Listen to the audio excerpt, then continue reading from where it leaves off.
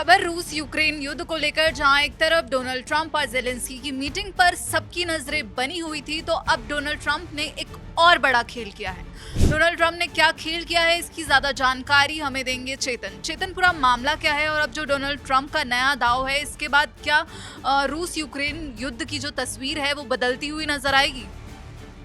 देखिए, जो जेलेंस्की से उनकी बातचीत हुई है उस पर भी सबकी निगाहें थी जिस तरीके से पुतिन से थी। हालांकि पुतिन से जो उनकी बातचीत हुई, यानी कि ट्रंप की जो बातचीत हुई, वो बेनतीजा ही रही। कई जो एक्सपर्ट्स थे वो इस बात को मान भी रहे थे, क्योंकि जो रूस है वो अपनी शर्तों पर अपने दबदबे के कारण दबाव बनाता हुआ नजर आ रहा है और वो यही चाहता है कि यूक्रेन जो है उसको ही समझौता करना पड़े। अब जब जेलेंस्की से उनकी बातचीत होती है तो ट्रंप एक तरीके से कहें कि या अमेरिका एक तरीके से ये जीत गया कि चलिए हमने सूट पहनवा लिया जेलेंस्की से, वो एक अलग बात है, वो मजाकिया भले ही विषय हो गया। लेकिन सबसे बड़ी बात ये है कि ट्रंप ने यहाँ पर एक बहुत बड़ा खेल ये किया है कि भैया बुलाया तो था कि शांति करवाने के लिए, रुकवाने के लिए, लेकिन सुरक्षा समझौते के नाम पर उन्हें ही हथियार चिपका दिए। अब कई जगह आप ये पढ़ रहे होंगे, कई जगह सुन रहे होंगे कि अमेरिका यूक्रेन को हथियार देगा, लेकिन वो देगा नहीं, बेचेगा। और उसका पैसा कहां से आएगा? उसका पैसा देगा यूरोप।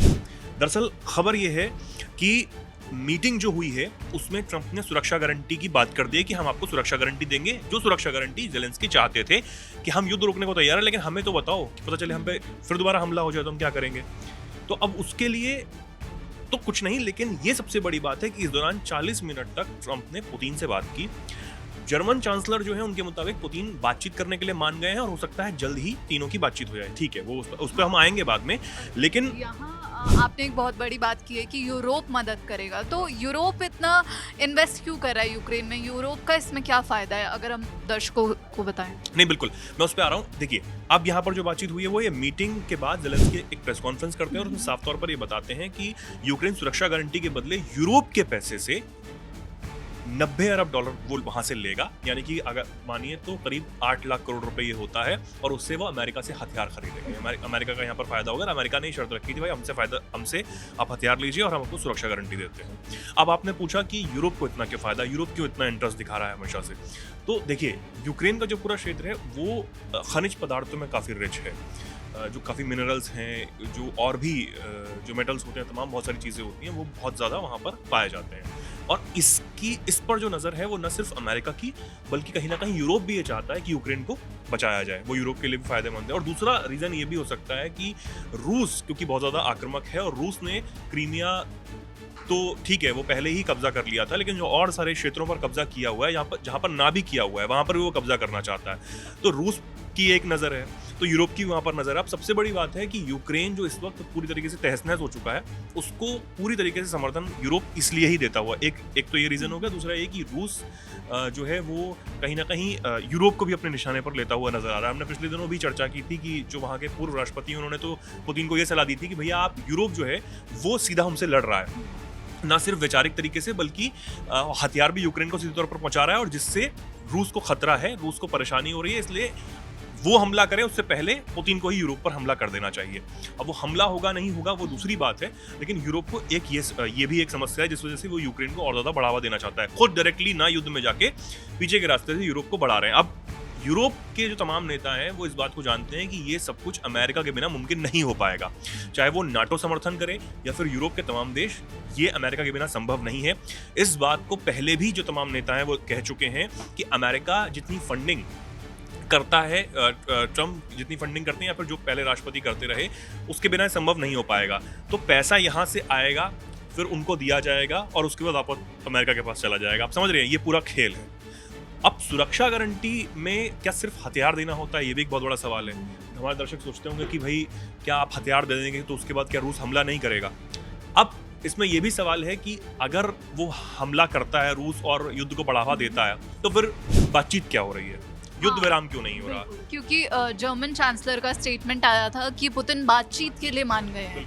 तो अब जो ये ट्रंप का नया दाव है, इससे क्या ट्रंप युद्ध की आग को और ज्यादा नहीं भड़काते हुए नजर आ रहे? देखिए, इसके बहुत सारे पहलू हो सकते हैं। ट्रंप हमेशा से ये चाहते हैं कि युद्ध को रोका जाए, क्योंकि वो, मैं बार बार इस वक्त दोहराता हूँ कि वो हमेशा से ये बयान देते रहे कि अगर मैं होता तो ये जंग शुरू ही ना होती। अब मैं आ गया हूँ तो ये जंग जो है वो जल्द खत्म हो जाएगी। हालांकि अब तक नहीं रुकवा पाए हैं, क्योंकि पुतिन के कहें कि अड़ियल रवैये की वजह से या फिर यूक्रेन के अड़ियल रवैये की वजह से, आप कुछ भी कह सकते हैं। लेकिन सबसे बड़ी बात है कि इस जंग में सच में आपने ये कहा, अगर एक तौर पर इसे भी देखा जाए कि हथियार देना तो इस आग में घी डालने वाली बात हो जाती है। क्योंकि एक तरफ सीज फायर की बात करते हैं और वहीं दूसरी तरफ वो हथियार भी बेच रहे हैं यूक्रेन को, तो ये दोहरी रणनीति लेकर ट्रम्प क्या साबित करना चाहते हैं? देखिए, उनको ये समझ आ रहा है कि यूक्रेन, जब उन्होंने कल ज़ेलेंस्की वहाँ पर पहुँचते हैं व्हाइट हाउस, तो उन्होंने एक बात कही कि हम यूक्रेन के लोगों से बहुत प्यार करते हैं। तो उससे कहीं ना कहीं लोगों ने अंदाज़ा लगाया, तभी अंदाज़ा लगा लिया था कि यूक्रेन को ये समर्थन करने वाले हैं। और जब पत्रकारों के सवालों का जवाब दोनों नेता दे रहे थे, तब भी उन्होंने कहा कि हम यूक्रेन को पूरा समर्थन करने के लिए तैयार हैं, जिस बात के लिए यूक्रेन चाहता था, यानी कि ज़ेलेंस्की चाहते थे। तो अब ये जंग में घी डालने वाली बात है या नहीं है, उसको ट्रंप नहीं सोच रहे हैं। लेकिन फिलहाल वो ये सोच रहे हैं कि हम रूस को दूसरी तरफ से मनाते रहेंगे कि आप जंग को खत्म कीजिए, युद्ध विराम नहीं, इसको बिल्कुल बंद कर दीजिए। जैसे कि उन्होंने आर्मेनिया और दूसरे देश की यहाँ पर जंग रुकवाई, ठीक है। वो ये चाहते हैं कि युद्ध विराम नहीं चाहिए, हमें कोई टेम्पररी सॉल्यूशन नहीं चाहिए, हमें परमानेंट सॉल्यूशन चाहिए, आप जंग ही रोकिए। लेकिन तब तक हम यूक्रेन का समर्थन करते रहें, यूक्रेन को सुरक्षा गारंटी देते रहें, सुरक्षा गारंटी के रूप में अपने ही हथियार बेचते रहें। तो ट्रंप जो है वो बिजनेस माइंडेड हैं ही, आप जानते हैं कि वो कितने बड़े बिजनेसमैन हैं, कितने बड़े व्यापारी हैं।